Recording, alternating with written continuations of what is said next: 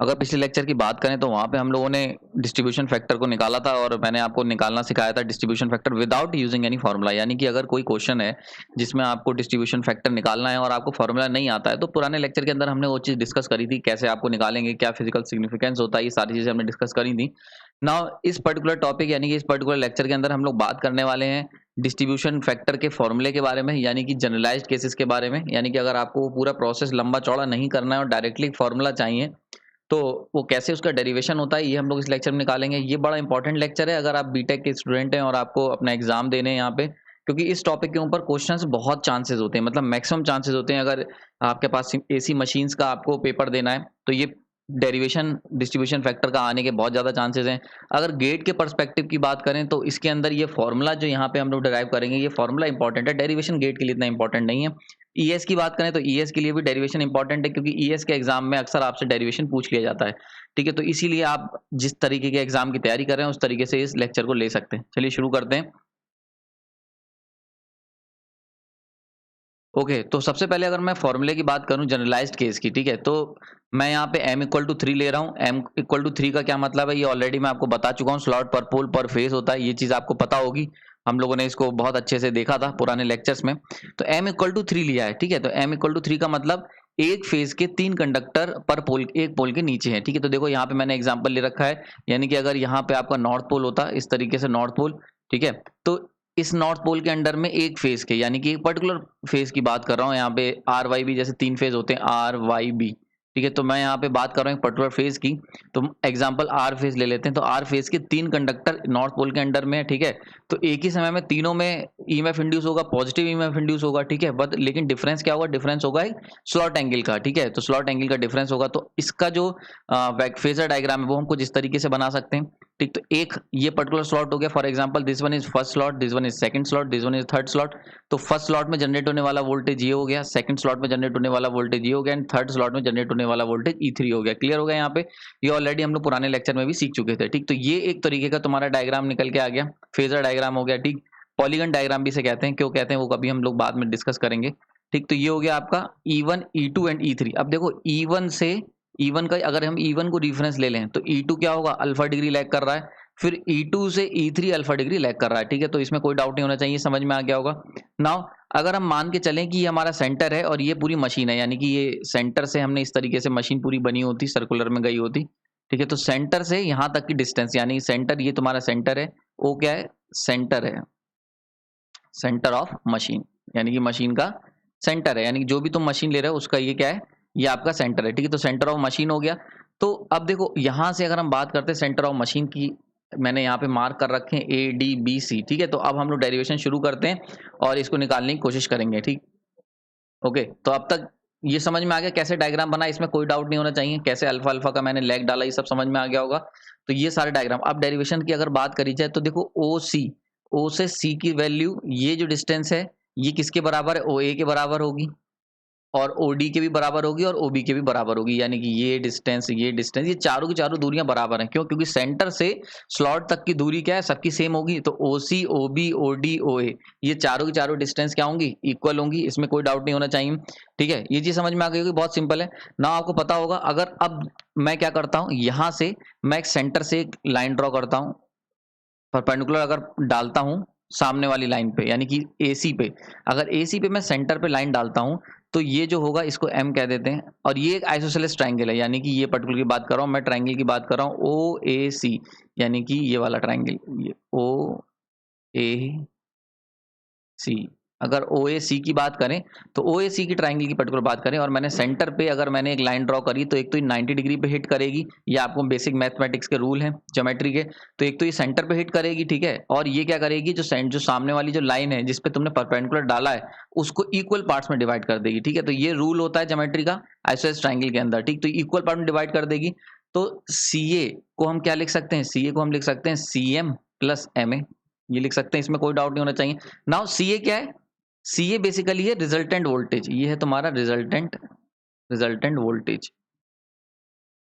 Voltage, ठीक है, उसका फेजर सम की बात हो रही है, ये है तुम्हारा फेजर सम। ठीक है, पुराने लेक्चर में मैंने तुम्हें बताया था कि अगर कंसंट्रेटेड वाइंडिंग होती तो E1 E2 E3 same phase में होते, तो रिजल्टेंट जो होता है वो क्या होता, 3E हो जाता। लेकिन क्योंकि ये तुम्हारा क्या है, यहाँ पे आपका आपका three phase winding, sorry distributed winding है, तो डिस्ट्रीब्यूटेड वाइंडिंग में क्या होता है, फेजर सम निकालते हैं।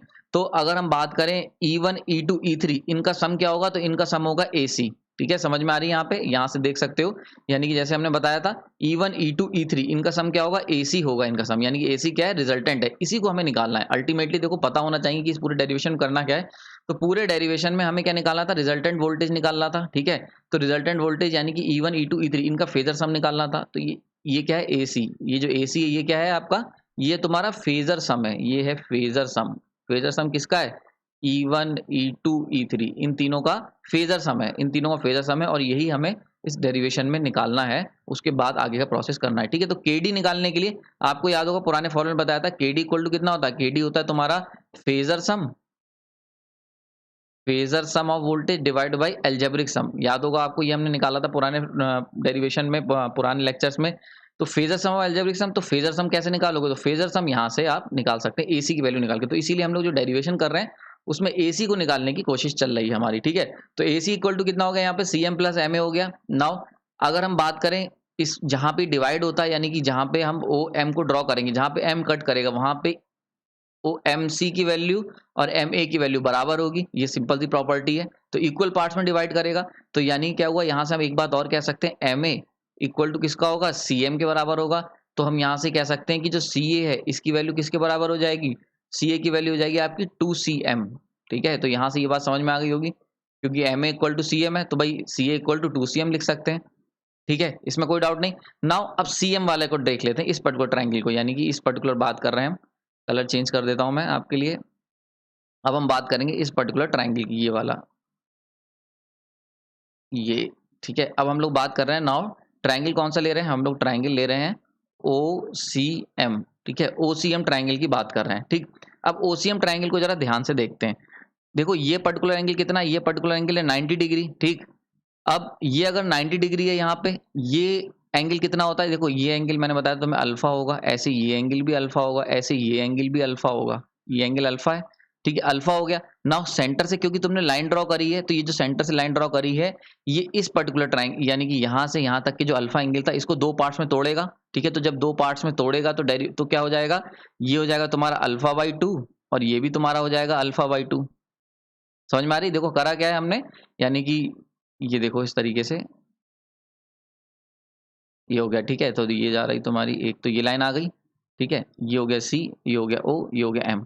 क्लियर हो गया यहाँ पे, और एक लाइन ये गई हुई है तुम्हारी, और एक लाइन ऐसे गई। तो देखो ये एंगल अल्फा है, ये पूरा एंगल अल्फा है, स्लॉट एंगल, और ये एंगल अल्फा है। ठीक है, यहाँ पे थोड़ा सा ये अलग लग रहे होंगे, लेकिन तीनों एंगल बराबर है। अभी हमने पीछे देखा था, ये देख सकते हो यहाँ पे, ये डायग्राम तुम्हारे सामने है।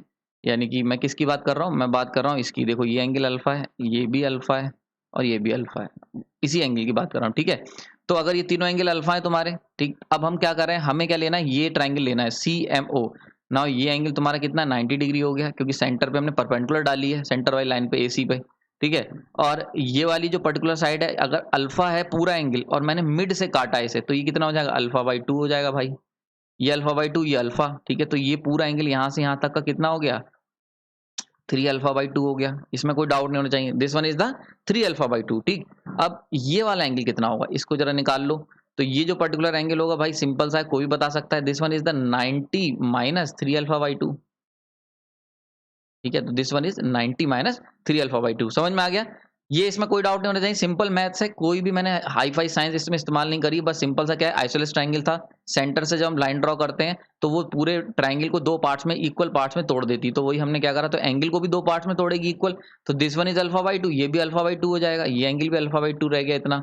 तो अल्फा दो पार्ट्स में टूट गया, तो ये पूरा एंगल कितना हो गया, अल्फा प्लस अल्फा बाई 2, तो 3 अल्फा बाई 2 हो गया। ठीक, और ये जो पर्टिकुलर पार्ट है ये 90 डिग्री था, तो ये एंगल कितना हुआ, 90 माइनस 3 अल्फा बाई 2। सिंपल सा हमने लगा दिया, क्योंकि तीनों एंगल का सम 180 होता है, तो 90 माइनस 3 अल्फा बाई 2। ठीक, समझ में आ गया। तो अब देखो अगर हम बात करते हैं ट्रायंगल OCM की, नाउ अगर हम CM की बात करें, CM ये पर्टिकुलर साइड की बात करें, तो ये इक्वल टू कितना होगा, तो ये होगा तुम्हारा OC cos 90 minus 3 alpha by 2। Simple है भाई, OC की हम बात कर रहे हैं, OC तुम्हारा हाइपोटेनियस है, ये परपेंडिकुलर है, ये बेस है। तो अगर हम लोग OC को इधर की तरफ अलाइन करेंगे एंगल की तरफ 90 माइनस 3 अल्फा बाई 2, तो कितना हो जाएगा, cos थीटा होता है भाई, ये अगर एंगल इसकी अगर बात करूं, ये मैं थीटा ले लूं तो क्या होगा, CM क्या होगा OC cos थीटा, और थीटा कितना 90 माइनस 3 अल्फा बाई 2, तो CM की वैल्यू निकल के आ गई OC cos 90 minus 3 alpha by 2। I hope ये समझ में आ गई होगी, बहुत से मैंने हर तरीके से आपको समझा दिया ये, ठीक है। नाउ हम जानते हैं कि cos 90 माइनस थीटा कितना होता है, इक्वल टू होता है साइन थीटा के बराबर होता है। तो इसी तरीके से क्या होगा, तो CM की वैल्यू को हम और क्या लिख सकते हैं, CM equal to OC cos 90 minus theta equal to sine theta. तो भाई ये नॉर्मली जनरली आपने इक्वेशन पढ़ी होगी, ठीक है। ये इस थीटा की बात नहीं कर रहा, ये तो मैंने आपको एग्जांपल के लिए समझाया था, ठीक है। थीटा ये नहीं है, तो cos 90 minus theta equal to sine theta होता है। तो cos 90 minus 3 alpha by 2 equal to क्या हो जाएगा, साइन 3 अल्फा बाई 2। समझ में आ गया? ओके, कोई डाउट नहीं होना चाहिए। तो CM इक्वल टू कितना हो गया, OC साइन 3 अल्फा बाई 2, इसमें कोई डाउट नहीं होना चाहिए, ये चीज क्लियर हो गई, ठीक है। तो यहाँ तक हम लोग पहुंच गए, यहाँ तक यानी कि हमने क्या करा, CM की वैल्यू निकाल ली है। नाउ अगर यहाँ से CM के साथ साथ मैं इसकी CA की वैल्यू निकालना चाहूँ, तो CA कितना था, 2CM था, ठीक। तो इसको समझ लेते हैं। तो CM इक्वल टू था, सॉरी 2CM इक्वल टू कितना था, CA था, CA। तो CA की वैल्यू कितनी हो जाएगी, तो CA इक्वल टू हो जाएगा तुम्हारा 2OC साइन 3 अल्फा बाई 2, ठीक। ये तुम्हारा निकल के आ गया CA, इसको रख लो, याद रख लो दिमाग में, अभी हम इसका इस्तेमाल करेंगे आगे चल के, ठीक। तो अभी तक की डाउट नहीं होना चाहिए कोई भी। तो CA इक्वल टू कितना हो गया, 2OC साइन 3 अल्फा बाई 2, ये आ गया तुम्हारा phasor some, this one is your, ये निकल के आ गया CA की वैल्यू, यानी कि यहाँ से यहाँ तक की वैल्यू निकल के आ गई। एंड दिस इज क्या होता है, इसको हम क्या कहते हैं, इसे हम कहते हैं फेजर सम, ठीक है, फेजर सम, ठीक है। नाउ अगर हम अब बात कर लेते हैं एल्जेब्रिक सम की, एल्जेब्रिक सम, एल्जेब्रिक सम, तो एल्जेब्रिक सम तो तुम्हें पता है, ई एल्जेब्रिक ई नेट की वैल्यू कितनी हो जाएगी, इक्वल टू 3 टाइम्स ई हो जाएगी, ठीक है। इसमें कोई डाउट नहीं होना चाहिए। नाउ 3 टाइम ई, अब ई क्या ले रहे हैं, तो ई तुम्हारा E1 ले लो, चाहे E2 ले लो, चाहे E3 ले लो, सब बराबर है, क्योंकि E1 अगर मैं इसको पूरा तुम्हें बताऊं फुल तरीके से, तो देखो इसको 3 टाइम ई की जगह ऐसे समझते हैं, ये 3 टाइम ई कैसा है उसको बता दे रहा हूँ। तो E1 plus E2 plus E3, अब एल्जेब्रिक सम में क्या होता है, सारे के सारे सेम फेज में होते हैं, तो इसीलिए क्या हो जाएगा, E1 और E2 की अगर बात कर लें, तो E1 इक्वल टू होता है E2 के इक्वल टू होता है E3 के, मैग्नीट्यूड तो सबका सेम होगा क्योंकि नॉर्थ पोल के अंडर में है। तो जब फ्लक्स कटिंग एक्शन होगा, स्पीड भी रोटर की सेम है और फ्लक्स भी सेम है, तो बनने वाला जो मैक्सिमम वोल्टेज है वो भी सेम होगा। तो जब इन सबको जोड़ोगे तो इक्वल टू हम कह सकते हैं किसके बराबर होगा, ई के। तो इन तीनों को अगर जोड़ोगे तो कितना आएगा, 3E निकल के आ जाएगा, ठीक है, सिंपल। ये वैसे मैं पहले भी बता चुका हूँ, एक बार यहाँ पे बता दिया। और तो 3E कह सकते हैं हम इसे, ठीक है, 3E कह सकते हो, या फिर हम इसको क्या लिख सकते हैं, 3E को 3E1 भी कह सकते हैं, सीधी सी बात है। इसे 3E2 भी कह सकते हैं और इसे 3E3 भी कह सकते हैं, क्योंकि सब बराबर ही हैं। क्लियर हो गए यहाँ पे? तो मैं इसे इस डेरिवेशन को सॉल्व करने के लिए 3E1 लिखूंगा, ठीक है। ओके, समझ में आ गई होगी बात। अब 3E1 लिखा है, ठीक। नाउ यहाँ तक की कोई डाउट नहीं होना चाहिए। अब इसकी जरा वैल्यू निकालते हैं। तो 3E1 की क्या मतलब हुआ, तो इसको देखते हैं। तो ई नेट यानी कि एल्जेब्रिक सम की बात हो रही, ए लिख देता हूं यहाँ पे, इक्वल टू आ जाएगा 3E1। अब E1 कितना है, E1 है CB, तो हम इसे कह सकते हैं 3CB कह सकता हूं मैं। क्लियर हो गया, 3CB कह सकता हूं, ठीक है। नाउ अगर इस पर्टिकुलर पार्ट को ध्यान से देखो, यानी कि इस पर्टिकुलर ट्राइंगल को, अब मैं इसके लिए आपको ट्राइंगल हाईलाइट कर देता हूं। मैं इस पर्टिकुलर ट्राइंगल की बात कर रहा हूँ, ये वाला, यहाँ से यहाँ तक, ठीक है, ये वाली ट्राइंगल की बात कर रहा हूँ, ठीक है। अब देखो ये वाली जो डिस्टेंस है ये इसके बराबर है, इस पर्टिकुलर डिस्टेंस के बराबर है, इसमें कोई डाउट नहीं होना चाहिए, ठीक है। और ये वाला जो एंगल है, अब देखो ये भी जब दोनों साइड बराबर हैं तो ये एक आइसोसेलेस ट्राइंगल हो गया, यानी कि जिसमें दो साइड बराबर होती है, OAB, सॉरी COB, ये एक आइसोसेलेस ट्राइंगल हो गया। और अभी हमने पीछे देखा था, जब आइसोसेलेस ट्राइंगल से सेंटर से एक लाइन डाली जाती है तो ट्राइंगल को हर तरीके से वो दो पार्ट्स में डिवाइड करती है, और जिस पे डाली जाती है परपेंडिकुलर, तो परपेंडिकुलर जब हम डालेंगे तो ये एंगल भी 90 डिग्री हो जाएगा, ठीक है। और ये जो लाइन है पूरी CB, ये दो पार्ट्स में डिवाइड हो जाएगी, और हम इसको लाइन को जहाँ पे हमने पॉइंट प्लेस कर रहे हैं इसको P कह देते हैं। This one is your P point, जहाँ पे हमने परपेंडिकुलर डाला है। तो जब परपेंडिकुलर डालोगे तो क्या हो जाएगा, ये पर्टिकुलर पार्ट बराबर हो जाएगा इस पर्टिकुलर पार्ट के। ये जो पूरा एंगल अल्फा था पहले, वो किस में टूट जाएगा, अल्फा बाई 2, अल्फा बाई 2 और अल्फा बाई 2 में टूट जाएगा। जैसे हमने पीछे ट्राइंगल में देखा था, सेम रूल यहाँ लगाना है। सिंपली आइसोसेलेस ट्राइंगल के साथ हमें पूरा खेलना है, ठीक है। तो OCB को हम देख रहे हैं, दोनों साइड बराबर थी। जब सेंटर से हमने परपेंडिकुलर डाला P नाम का, तो उसने CB को दो पार्ट में तोड़ दिया, ठीक है। तो CB अब क्या हो जाएगा, CB को हम लिख सकते हैं इक्वल टू, क्या लिख सकते हैं, CP प्लस PB, ठीक है। अब क्योंकि ये आइसोसेलेस ट्राइंगल था और इसने दो इक्वल पार्ट्स में तोड़ा है, तो भाई एक चीज और बात है कि CP इक्वल टू PB है, ठीक है। तो हम यहां से कह सकते हैं कि भाई 2CP 2CP भी तो कह सकते हैं इसे, सिंपल। क्लियर हो गया। तो CB को हम लोग 2CP लिख सकते हैं, जैसे हमने पीछे करा था 2CP। नाउ अब इस पर्टिकुलर ट्राइंगल को देखो, यानी कि ये वाले ट्राइंगल की बात कर रहा हूँ मैं, यहाँ बना देता हूँ। ये है आपका ट्राइंगल, राइट ट्राइंगल, ठीक है। तो this one is your 90 degree, यहाँ पे ये ट्राइंगल है CBO, ठीक है। तो हम लोग अब बात कर रहे हैं इन ट्राइंगल CBO, क्लियर हो गया। तो CBO की बात कर रहे हैं, तो ये एंगल कितना है, ये एंगल तुम्हारा अल्फा/2 है, क्योंकि अभी हमने देखा था आधे में डिवाइड कर दिया है। मैंने ये वाला जो ट्राइंगल है ना, ये वाला ले रहा हूँ, इस पर्टिकुलर ट्राइंगल को, ये वाला जो है ये पर्टिकुलर ट्राइंगल मैंने यहाँ अलग से बना दिया, ठीक है। तो ये हो गया C, ये पॉइंट है तुम्हारा P, सॉरी B नहीं P, this one is your P, CPO, P आएगा यहाँ पे, ठीक है। तो CPO ये वाला ट्राइंगल पूरा लिया है। तो इन ट्राइंगल CPO, अब देखो ये वाला एंगल अगर 90 डिग्री है, ये अल्फा/2 है, तो ये वाला एंगल कितना हो जाएगा, सिंपली 90। ये वाला अगर इस एंगल की बात करें कितना हो जाएगा, 90 माइनस का अल्फा/2, सिंपल सी चीज है, ठीक है। 90 माइनस अल्फा/2, क्योंकि तीनों का सम क्या होगा, 180 होगा, तो वहां से आप इसकी वैल्यू निकाल सकते हो, 90 माइनस अल्फा/2। तो अब हम लोग अगर हम बात करें CP की, CP अगेन इस पर्टिकुलर पॉइंट की, तो CP क्या होगा, CP को हम निकाल सकते हैं, क्या होगा, CO या OC कह लो, OC cos थीटा, अगर ये वाला एंगल जो है cos 90 minus alpha, cos 90 minus alpha, clear हो गया। सिंपल सी चीज है, आपको पता होगा कि अगर ये ट्राइंगल होता है, ठीक है, तो ये हाइपोटेन्यूस होती है, तो अगर हम ये एंगल थीटा होता है, तो ये वाली साइड निकल के आती है, वो कितनी हो जाती है, अगर ABC है, तो भाई ये वाली साइड हो जाएगी, वो जाएगी AB cos theta, and this side is your height जो होगी वो कितनी हो जाएगी, AB sin थीटा। ये ऑलरेडी आपने ज्योमेट्री में पढ़ रखा होगा, ठीक है। तो यानी कि CP की वैल्यू निकल के आ गई, CP इक्वल टू कितनी आई, OC cos 90 माइनस अल्फा/2, क्योंकि ये एंगल 90 माइनस अल्फा/2 है। अब एक रूल अभी मैंने पीछे बताया था, कोई भी cos 90 minus theta equal to sine theta होता है भाई, इक्वल टू साइन थीटा होता है। तो cos 90 minus alpha equal to कितना हो जाएगा, साइन थीटा हो जाएगा, यानी कि OC sine 90 sorry alpha, 90 minus theta, ये पर्टिकुलर क्या होगा, थीटा की तरह वर्क करेगा, तो cos 90 minus alpha equal to OC sin alpha, ठीक है। तो यहाँ से CP की वैल्यू कितनी निकल के आ गई, OC sin अल्फा/2, ठीक है। अब ये वैल्यू निकल के आ गई CP की, क्लियर हो गया यहाँ पे, और हमने निकाला था CB equal to 2 times CP था, ठीक है। तो यहाँ से जो नेट वैल्यू निकल के आ गई उसको देख लो, E net equal to 3 times CB equal to निकल के आया था 3 इंटू 2 टाइम्स CP निकल के आया था, क्योंकि CB की वैल्यू कितनी होती, 2 CP निकल के आई थी। यहाँ से यहाँ तक अगर ये पॉइंट P है, ये दोनों बराबर थे 2 टाइम्स CP, और यहाँ से हम कह सकते हैं 3 इंटू 2 टाइम्स, और CP की वैल्यू कितनी निकाली अभी पीछे हमने, OC sin अल्फा/2, ठीक है। तो OC यहाँ से हम कह देंगे इंटू OC sin अल्फा/2, क्लियर हो गया। तो this one is your E net geometrical, या कह सकते हैं एल्जेब्रिक सम, तो ये तुम्हारा हो गया एल्जेब्रिक सम, ठीक है। ये हो गया अलजेब्रिक सम, ठीक है। और पीछे हमने क्या निकाला था, ये यहाँ पे ये जो तुम्हारा निकल के आया था phasor sum, this one is your phasor sum, ये फेजर सम निकल के आया था, उसको भी लिख लेते हैं। तो E net phasor sum equal to कितना निकल के आया था, इक्वल टू आपका आया था value OC sine 2OC sine 3 अल्फा/2, ये तो निकल के आया था देखो, 2OC साइन 3 अल्फा/2, ठीक है। तो ये दोनों वैल्यू निकल के आ गई। नाउ अब सिंपल सा फॉर्मूला जो हम सब लोग जानते हैं कि भाई KD इक्वल टू कितना होता है, E फेजर सम अपॉन में E आपका एल्जेब्रिक सम। तो फेजर सम कितना आया निकल के, 2 into OC into sine 3 alpha divide by ये कितना आया, 3 into 2 into OC sine alpha, clear.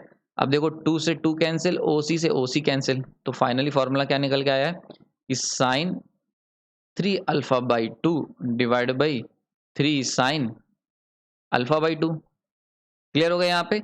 Now अब एक चीज मैं आपको और बताना चाहूंगा, बड़ा इंपॉर्टेंट आ जाता है, जो हम लोग जानते हैं भाई, मैंने M की वैल्यू इक्वल टू 3 ली थी, याद होगा आपको शुरुआत में मैंने बताया था M की वैल्यू 3 ली है, ठीक है। तो जहां पे अब जो हमारा जो KD का जो फॉर्मूला निकल के आया है, sign 3 alpha divide by 3 sine अल्फा/2, ठीक है। अब क्योंकि M को 3 लिया था, तो 3 को M से रिप्लेस कर सकते हैं, तो इस 3 को हम लोग क्या करेंगे, M से रिप्लेस कर देंगे, 3 को M से रिप्लेस कर देंगे, क्योंकि हमने स्लॉट पर पोल पर पेज कितना लिया था, 3 लिया था। तो इसीलिए 3 यहाँ पे हर जगह जहां पे भी 3 आ रहा है, वो क्यों आ रहा है, क्योंकि आपने M की वैल्यू को 3 ले रखा है। अगर M की वैल्यू को 3 नहीं ले रखा होता तो 3 नहीं आता, तो उसके हिसाब से चेंज हो जाती है। आप करके देख सकते हो 4 लेना और उस हिसाब से जब फॉर्मूला निकालोगे तो वही फॉर्मूला निकल के आएगा, यानी कि 3 की जगह 4 आ रहा होगा। तो this 3 is according to the slot per pole पर फेज, तो m से रिप्लेस कर देंगे तो जो फाइनल फॉर्मूला निकल के आएगा वो कितना निकल के आएगा, sine m alpha by 2 upon में m sine alpha by 2। This one is your final formula for distribution factor. I hope ये समझ में आ गई होगी, इसमें किसी भी तरीके का डाउट आपके मन में नहीं होना चाहिए, मैंने सारे के सारे पॉइंट कवर कर दिए।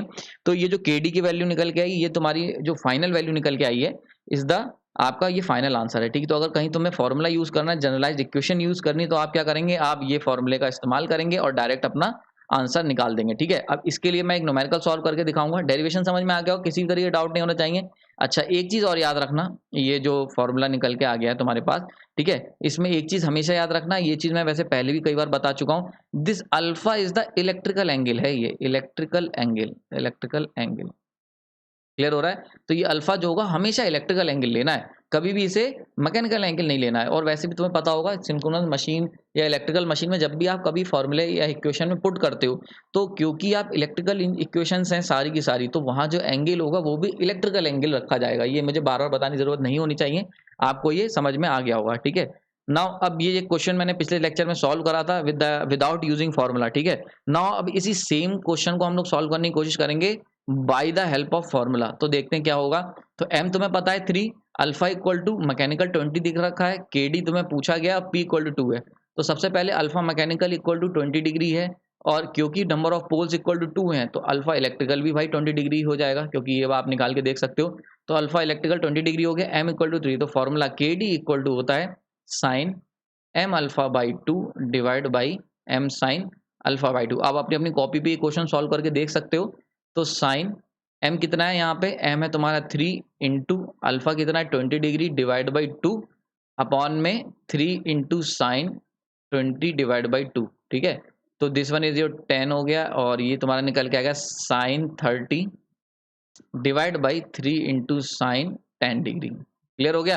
अब आपको क्या करना है, सिंपली आप अगर आपके पास कैलकुलेटर है तो आप वहां पे जाके कैलकुलेटर से जरा सॉल्व करके देखो, तो अपने अपने कैलकुलेटर से आप इजीली सॉल्व कर सकते हो। डायरेक्टली आंसर जल्दी से कॉल सॉल्व करो और मुझे बताओ क्या आंसर आ रहा है, नीचे कमेंट बॉक्स में भी लिख सकते हो, ठीक है। तो आंसर कितना आया है, तो आंसर मैं यहाँ पे लिख के बता रहा हूँ, आप लोग अपना सॉल्व करते रहना। This one is your kd की जो वैल्यू निकल के आएगी जब आप कैलकुलेटर में पुट करोगे, तो इज 0.9597, ठीक है। और ये अप्रोक्सीमेट इक्वल मैं कह सकता हूँ 0.96, ठीक है। तो याद होगा, देखो पुराने जब मैंने पिछली बार ये क्वेश्चन सॉल्व करा था, तो वहां पे भी सेम वैल्यू निकल के आई थी, ठीक है, 0.96। तो यहाँ से देखो कंपेयर कर सकते हो। अब देखो इसमें अगर आपको फॉर्मूला याद है तो देखो कितनी इजी आपने सॉल्व कर लिया। वहीं पे अगर हमने पुराना वाला पार्ट देखें जहां मैंने विदाउट यूजिंग फॉर्मूला करा था, तो वहां पे देखो थोड़ा सा कॉम्प्लिकेटेड इक्वेशन थी, हमने सारी ज्योमेट्री लगानी पड़ी थी। लेकिन अगर आपने एक बार ज्योमेट्री लगा के फॉर्मूला तैयार कर लिया, तो देखो कितनी इजीली आप निकाल सकते हो, विद इन अ सेकंड में आप सॉल्व करके डायरेक्टली आंसर निकाल सकते हो, ठीक है। तो आई होप ये लेक्चर आपको समझ में आया होगा। इसके अंदर मैंने लगभग सारी चीजें कवर कर दी हैं, डेरिवेशन समझा दिया डिस्ट्रीब्यूशन फैक्टर का, और एक क्वेश्चन भी आपके लिए सॉल्व करके दिखा दिया है। आने वाले लेक्चर्स में हम कुछ और न्यूमेरिकल इसके ऊपर टैकल करेंगे और पिच फैक्टर के ऊपर थोड़ा सा देखेंगे। आपने अपना कीमती समय दिया उसके लिए धन्यवाद। अगर डेरिवेशन का कोई पार्ट समझ में नहीं आया तो वो भी कमेंट सेक्शन में मुझे बता सकते हो, मैं आपकी हेल्प करने के लिए हमेशा तैयार हूँ।